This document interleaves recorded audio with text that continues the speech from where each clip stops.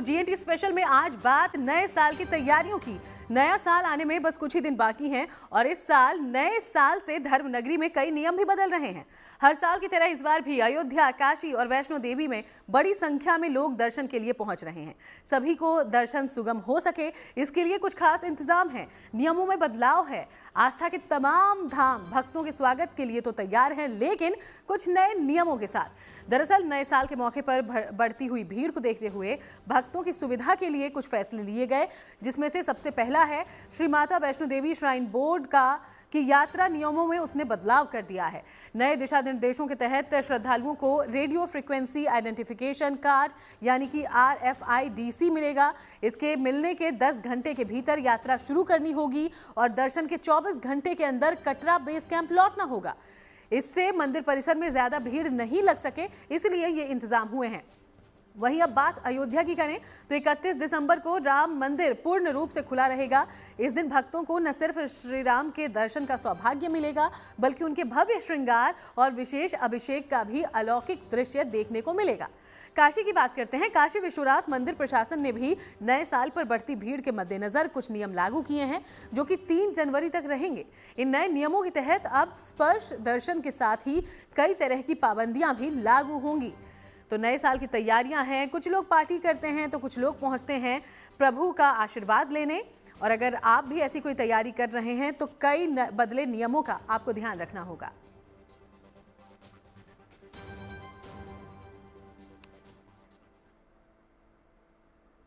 तो चलिए सबसे पहले आपको प्रभु राम की नगरी अयोध्या लेकर चलते हैं, जहां एक बार फिर सांस्कृतिक और धार्मिक अनुष्ठान की साक्षी बनने जा रही है अयोध्या। 28 दिसंबर से 2 जनवरी तक रामलला के विराजमान होने की दूसरी वर्षगांठ मनाने की तैयारी है। पिछले साल 2024 में 22 जनवरी को पौष शुक्ल द्वादशी तिथि पर रामलला विराजमान हुए थे और हिंदी कैलेंडर के अनुसार ये तिथि इस बार 31 दिसंबर को पड़ रही है। लिहाजा एक बार फिर अयोध्या में उत्सव का माहौल है।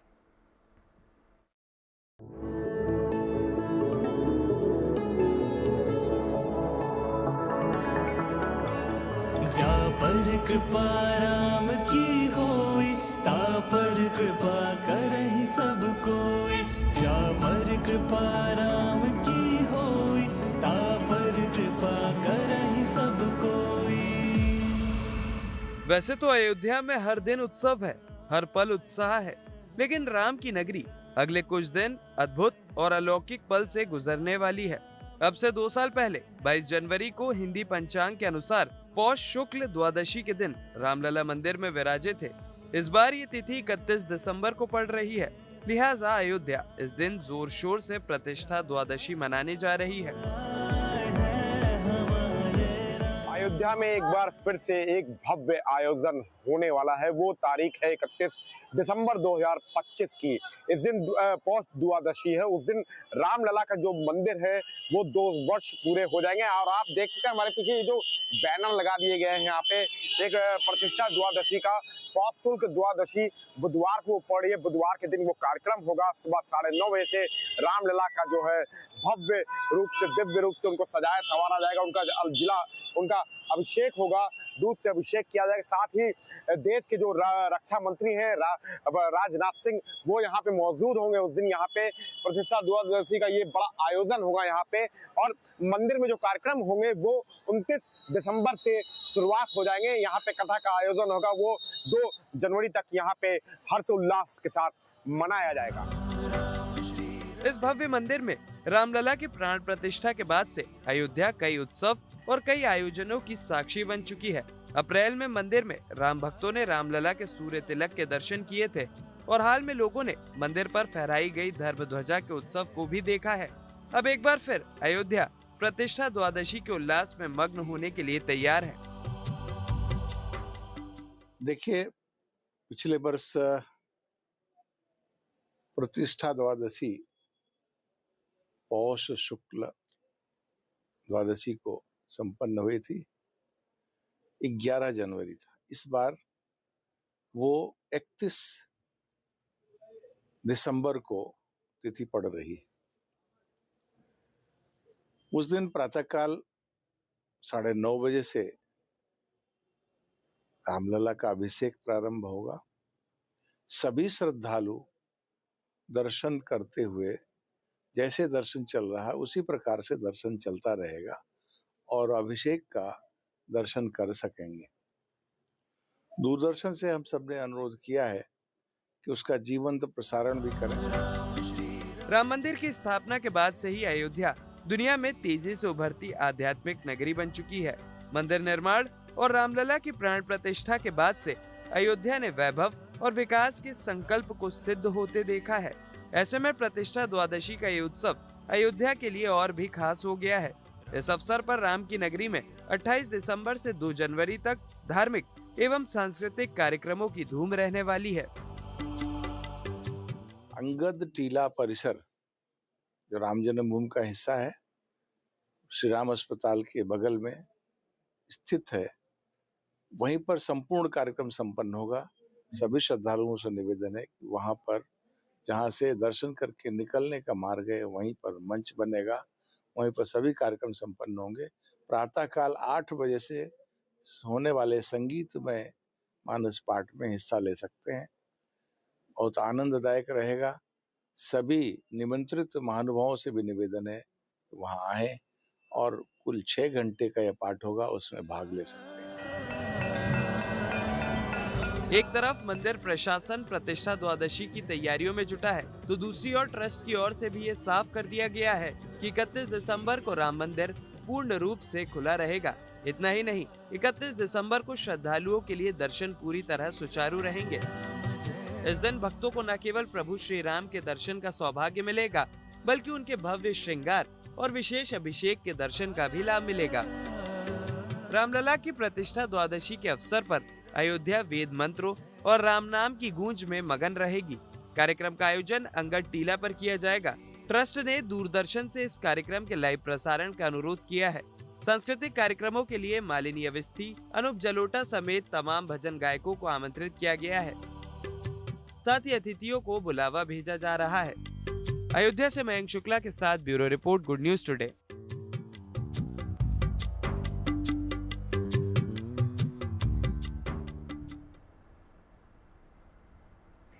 तो नए साल को लेकर हर जगह उत्साह का माहौल दिख रहा है। काशी विश्वनाथ मंदिर प्रशासन ने भी नए साल पर बढ़ती भीड़ के मद्देनजर कुछ नए नियम लागू किए हैं।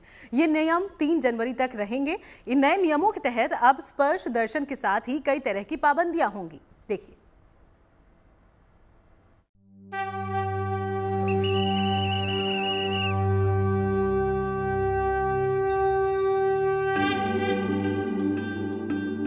पिछले कुछ सालों से 31 दिसंबर और 1 जनवरी को काशी इसी तरह का जनसैलाब देखती है। साल के शुभारंभ पर बाबा से आशीर्वाद लेने वालों की संख्या में रिकॉर्ड बढ़ोतरी हुई है। लोग नए साल पर बाबा के दरबार में मनोकामनाएं लेकर आते हैं। 31 दिसंबर में कुछ दिन शेष हैं, लेकिन काशी की गलियां अभी से लोगों से पटी पड़ी हैं। ऐसे में आगे भीड़ संभालना मुश्किल ना हो और यहाँ आए सभी लोगों को दर्शन का सौभाग्य मिल जाए, इसलिए मंदिर प्रशासन ने कुछ नियम तय किए हैं। श्री काशी विश्वनाथ मंदिर में इस समय छुट्टियों के दृष्टिगत शीतकालीन समय में जो वर्ष का अंतिम समय चल रहा है और ग्रेगोरियन कैलेंडर के नव वर्ष का प्रारंभ भी होने वाला है, इस समय श्रद्धालुओं की संख्या में बहुत ही अप्रत्याशित वृद्धि देखी गई है। दिनांक 24 दिसंबर 2025 से इस बढ़ी हुई संख्या को सुविधाजनक एवं सुरक्षा पूर्वक दर्शन कराने के लिए कुछ निर्णय लिए गए हैं, जिनके अंतर्गत विशेष सुविधाएं प्रदान किया जाना अथवा किसी प्रकार का प्रोटोकॉल अथवा विशिष्ट अनुरोध स्वीकार कर पाना संभव नहीं हो पा रहा है। भीड़ को देखते हुए श्री काशी विश्वनाथ मंदिर न्यास ने बुधवार से स्पर्श दर्शन पर रोक लगा दी है। ये रोक 3 जनवरी तक रहेगी। मंदिर में भीड़ को नियंत्रित करने के लिए जिग-जैग लाइन व्यवस्था बनाई गई है। रोज 2 लाख से ज्यादा श्रद्धालु मंदिर में दर्शन के लिए पहुंच रहे हैं। साल के आखिरी और नए साल के पहले दिन श्रद्धालुओं की संख्या 6 लाख तक पहुंचने की संभावना है। साथ ही जो हमारा प्रोटोकॉल स्टैंडर्ड लगा रहता है, जो हमारी बैरिकेडिंग लगी हुई है, उसके अंतर्गत लोगों को एंड टू एंड झांकी दर्शन की सुविधा प्रदान की जा रही है। सभी श्रद्धालुओं से अनुरोध है कि कृपया मंदिर न्यास का सहयोग करें और सुविधा पूर्वक सुरक्षा पूर्वक दर्शन सभी को प्राप्त हो सके, इसमें मंदिर न्यास का सहयोग करें। नए साल पर काशी आने का ट्रेंड इसलिए भी बढ़ा है क्योंकि वाराणसी आज देश के लगभग सभी प्रमुख शहरों से सीधा जुड़ चुका है। वंदे भारत ट्रेनों की श्रृंखला ने वाराणसी को दिल्ली, कोलकाता, पटना और लखनऊ जैसे शहरों से सीधे कनेक्ट कर दिया है। पर्यटक कम समय और कम खर्च में आरामदायक सफर कर काशी पहुंच रहे हैं। नए साल पर काशी ने पर्यटकों के मामले में आगरा और गोवा को पहले ही पीछे छोड़ दिया है। 10 साल पहले तक न्यू ईयर पर आगरा लवर्स पॉइंट माना जाता था और गोवा के साथ दुबई और काठमांडू जाने का ट्रेंड था, लेकिन अब संस्कार बदले हैं। लोग परिवार के साथ साल भर सुख शांति और समृद्धि की कामना लिए बाबा विश्वनाथ के दरबार में पहुंचते हैं। जो सबसे बड़ा परिवर्तन आया है वो ये कि धार्मिक जगहों पर नए साल पर युवाओं की पहुंचने की संख्या बढ़ी है। रोशन जायसवाल के साथ bureau report, good news today.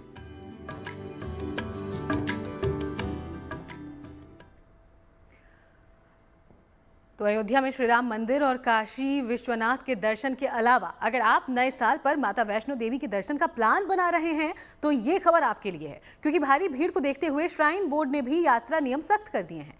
Katra से भवन तक चढ़ाई और वापसी का समय अब निर्धारित है ताकि ज्यादा भीड़ न हो और यात्रा सुगम चले।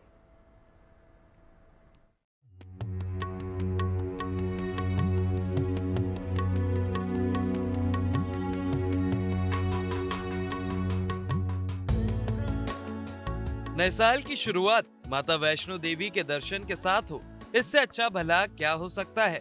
ऐसी कामना के साथ बड़ी संख्या में श्रद्धालुओं के माता वैष्णो देवी धाम पहुंचने का सिलसिला शुरू हो चुका है। अभी से माता रानी के दर्शनों की अभिलाषा लिए भक्त भारी संख्या में पहुंचने लगे हैं और 31 दिसंबर और 1 जनवरी को भक्तों की संख्या के नए रिकॉर्ड तक पहुंचने की उम्मीद है। नए साल पर माता के धाम में व्यवस्थाएं बनी रहें और लोगों को आसानी से मां के दर्शन हो सके, इसके लिए श्राइन बोर्ड ने नियमों को और सख्त कर दिया है। अब नई व्यवस्था के अनुसार RFID यात्रा कार्ड मिलने के 10 घंटे के भीतर श्रद्धालुओं को अपनी यात्रा शुरू करनी होगी। वहीं दर्शन के बाद 24 घंटे के भीतर कटरा वापस लौटना अनिवार्य होगा। श्री माता वैष्णो देवी श्राइन बोर्ड द्वारा एक फैसला लिया गया है कि अगर आप RFID कार्ड लेते हैं उसके 10 घंटे के भीतर जो है वो वैष्णो देवी यात्रा को शुरू करना अनिवार्य है। और दूसरा, आपको 24 घंटे के अंदर जो है वो दर्शनी गेट से दर्शन कर माता जी के दर्शन कर इसी गेट को जो वापिस आकर यहाँ पर इसको क्रॉस करना है। आए श्रद्धालुओं ने इस जो फैसले का जो है वो स्वागत किया है और श्रद्धालुओं का कहना है कि 24 घंटे जो है वो श्रद्धालुओं के लिए पर्याप्त है माता जी के दर्शन कर बाणगंगा चेक पोस्ट को वापिस क्रॉस करने के लिए। श्राइन बोर्ड का कहना है कि यह बदलाव यात्रियों की सुरक्षा और भीड़ नियंत्रण को ध्यान में रखते हुए किया गया है, ताकि ट्रैक पर भीड़ जाम और अनावश्यक रुकावट ना हो। चाहे आप पैदल यात्रा करें, बैटरी कार से जाएं या हेलीकॉप्टर का इस्तेमाल करें, ये नियम सब पर लागू होंगे। श्राइन बोर्ड के फैसले का श्रद्धालुओं ने स्वागत किया है। यहाँ पे ये बहुत ही अच्छा डिसीजन है, क्योंकि 24 घंटे जाएंगे आएंगे इतना ही नॉर्मल टाइम लगता है, तो वहाँ पे आदमी ज्यादा रहे भी ना, ऊपर आदमी फोटो वगैरह लेता है, ये सब चीजें भी ना हो और अपना टाइम से आ जाए, तो ज्यादा वहाँ पे भीड़ ना हो। इस चक्कर में ये अच्छा डिसीजन है। और जो भी अभी ये श्राइन बोर्ड ने जो भी डिसीजन लिया है कि 24 घंटे के अंदर श्रद्धालु वापिस आएंगे, तो ये एक तरीके से हमारे इंडिया में अदर भी स्टैम्पेड के बहुत ज्यादा केस होते हैं, तो उसके हिसाब से बहुत अच्छा डिसीजन है। नए साल से पहले इस नए नियमों का फायदा सीधे श्रद्धालुओं को होगा। इससे ट्रैक पर जाम कम होगा और यात्रा ज्यादा आसान बनेगी। यही नहीं, खराब मौसम या आपातकालीन स्थिति में किसी तक मदद जल्द पहुंच सकेगी। अभी तक नियमों के तहत यात्रा शुरू करने के लिए 12 घंटे की वैधता थी और यात्रा समाप्ति पर कोई निर्धारित समय नहीं था। ऐसे में उम्मीद की जा रही है कि नई व्यवस्था माता रानी के दर्शन को और भी सुगम बनाएगी। कटरा से गौरव पराशर के साथ bureau report, good news today.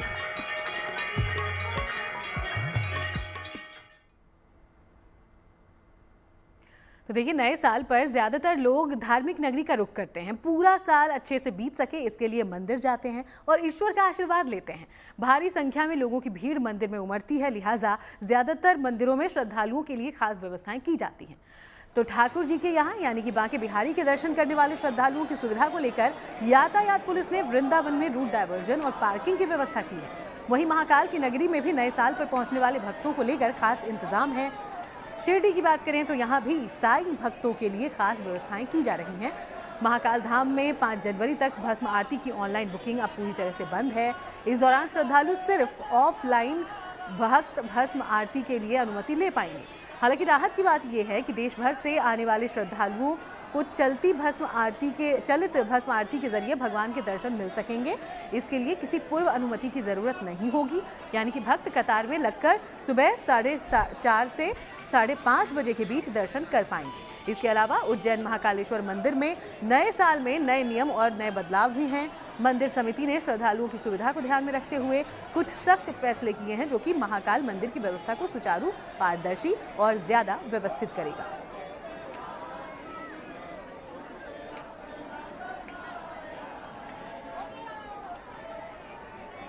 तो ये 3 तस्वीरें आपके सामने हैं। नए साल के मौके पर कोई महाकाल के दर्शन को पहुंचता है, तो कोई वृंदावन जाता है बांके बिहारी के दर्शन के लिए, तो कोई शिरडी धाम जाता है। तमाम जगहों पर व्यवस्थाओं को दुरुस्त किया गया है और कुछ नियमों में बदलाव है।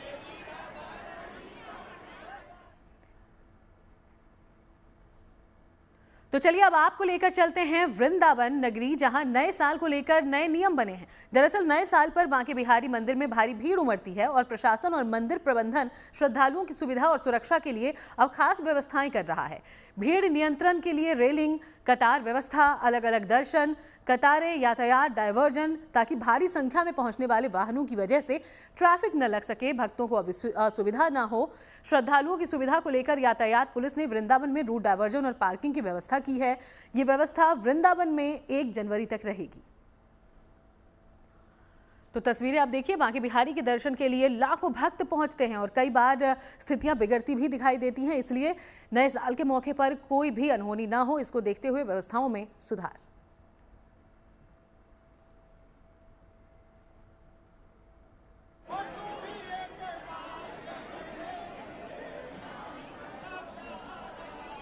और इसी बीच मथुरा से हमारे संवाददाता मदन गोपाल हमारे साथ जुड़ गए हैं। मदन, कई बार हमने देखा है कि बांके बिहारी के दर्शन के लिए भक्तों की लाखों की संख्या पहुंच जाती है। व्यवस्थाओं को लेकर इस बार क्या तस्वीरें दिखती हैं? तो बड़ी बात की जाए तो 25 दिसंबर से और 2 जनवरी तक जो भक्तों का सैलाब यहाँ पर उमड़ता है। कल भी हमने देखा था करीब 1.5 लाख लोगों ने कल बांके बिहारी के दर्शन किए 25 दिसंबर। बिल्कुल। तो ये भीड़ बराबर बढ़ेगी। 1 तारीख तक जो भी श्रद्धालु हैं वो यहाँ बराबर रहेंगे और ये 30 और 1 जनवरी को 31 दिसंबर और 1 जनवरी को करीब 4 से 5 लाख लोग 31 दिसंबर को दर्शन करेंगे और 4 से 5 लाख लोग 1 जनवरी को दर्शन करेंगे। तो उसको लेके प्रशासन की सीधी मंशा है कि जो भी श्रद्धालु यहाँ आए वो भगवान के दर्शन सुगमता से करे, सरलता से करे और जो भी दर्शन करने आए वो दर्शन करके जाए। ऐसा ना हो कि भीड़ भाड़ में फंस जाए तो भगवान के दर्शन ना कर पाए, आधे रास्ते से ही लौट जाए। तो इसके लिए 25 तो पार्किंग बनाई गई है अलग अलग, चाहे यमुना एक्सप्रेस वे से आने वाला रास्ता हो या दिल्ली से NH 90 वाला रास्ता हो, इन सब पे 25 पार्किंग जो अलग बनाई गई है। श्रद्धालु यहाँ आए वो सुगमता से अपनी गाड़ी खड़ी करें और उसके बाद ई-रिक्शे में बैठकर बांके बिहारी मंदिर तक जाएं, भगवान के दर्शन करें, उसके लिए व्यवस्था की गई है। और दूसरी बात, जो श्रद्धालु आएंगे उनके लिए मंदिर प्रशासन और जिला प्रशासन अभी तक लगा हुआ है कि जो जैसे श्रद्धालुओं की भीड़ अगर बढ़ती है, भगवान के दर्शन का समय भी अगर आधा 1 घंटे दोपहर में जैसे जिस तरह अभी 1 बजे आरती हो रही है। बिल्कुल, मैं यही आपसे जानना चाहती थी मदन, क्योंकि व्यवस्थाएं तो हर बार की जाती हैं, लेकिन भक्तों का जो उत्साह है, भक्तों की जो संख्या है वो बांके बिहारी के यहाँ इतनी पहुंचती है, उन पर अटूट श्रद्धा इतनी ज्यादा, तो समय को लेकर भी कोई बदलाव है और क्या व्यवस्था होगी? कोई समय निर्धारित भी होगा कि आप गए हैं तो समय पर मंदिर से बाहर भी निकल आइए? देखिए सुनीता जी, सबसे बड़ी बात यह है मंदिर प्रशासन और जिला प्रशासन ने जो अब तय की है वो ये है कि क्यू में आदमी जाएगा और क्यू में सीधा बांके बिहारी के दर्शन करके और बाहर निकल जाएगा। जो पहले जिस तरह मंदिर प्रांगण में लोग रुक जाते थे, थोड़ा भगवान का दर्शन करते थे, ज्यादा समय लेते थे, तो अब जो व्यक्ति आएगा वो केवल 2 मिनट में भगवान के मंदिर में प्रवेश कर और प्रवेश करने के बाद 1 मिनट में दर्शन करके उसे मंदिर छोड़ना पड़ेगा। इतनी पुलिस की व्यवस्था की गई है। वहां पर करीब 400 पुलिसकर्मी लगाए गए हैं जिससे कि श्रद्धालु मंदिर प्रांगण में ना रुकें और श्रद्धालु जिस गेट से आए, जैसे गेट नंबर 2 है, गेट नंबर 3 है और गेट नंबर 4 है, इन सबसे एंट्री होगी और 4 नंबर से बाहर निकला जाएगा। 2 और 3 से एंट्री होगी और 4 नंबर से बाहर निकाला जाएगा। तो सीधी जो मंशा है वो यही है कि जो भी श्रद्धालु आए वो दर्शन करे, मंदिर प्रांगण में ज्यादा देर ना रुके। जैसे मंदिर के सेवायत अभी तक मंदिर प्रांगण में बैठते तो उनसे भी रिक्वेस्ट की जा रही है जिला प्रशासन द्वारा कि आप लोग 4-5 दिन मंदिर प्रांगण में ना बैठें और अपने जो भक्त आते हैं, जो यजमान आते हैं, उनसे अपने घर पे बुलाएं या मंदिर के बाहर बुला के उनसे बात करें, उनकी सेवा पूजा कराएं, जो भी कराएं। तो पूरी तरीके से जो श्रद्धालु आए वो यहाँ से भक्ति भाव में भगवान का दर्शन करके जाए, प्रेम से जाए और अच्छा संदेश लेके जाए, इसके लिए ही सारी व्यवस्थाएं की जा रही है। बिल्कुल, तो पार्किंग से लेकर पुलिस कर्मियों तक की व्यवस्था है। वैसे मदन, हर बार जब हम देखते हैं तस्वीरें ना, खासतौर पर जन्माष्टमी के मौके पर भी हम देखें, या अब तो नया साल है तब भी आप बता रहे हैं 4 से 5 लाख लोगों के आने का अनुमान है, तो क्या जो व्यवस्था है और ये जो तादाद भक्तों की होती है उसमें समन्वय जैसी स्थिति दिखती है क्या? इस वक्त क्या हालात हैं, क्योंकि आप ही हमें बता सकते हैं। तस्वीरें जो हम देख रहे हैं बिल्कुल कदम रखने तक की जगह नहीं दिख रही है, श्रद्धालुओं की इतनी भीड़ है।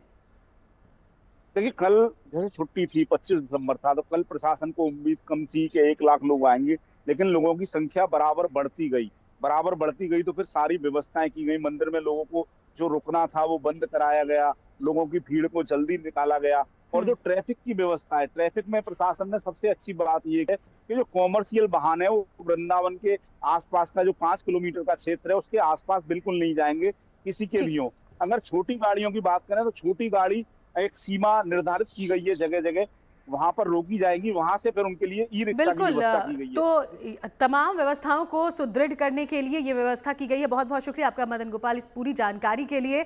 तो अगर आप बांके बिहारी दर्शन के लिए जा रहे हैं तो आपको पार्किंग से लेकर और तमाम व्यवस्थाएं देखने को मिलेगी। इन नियमों को ध्यान में रखते हुए जाएं और प्रभु का आशीर्वाद लें। रुकेंगे एक ब्रेक के लिए, आप बने रहिएगा हमारे साथ।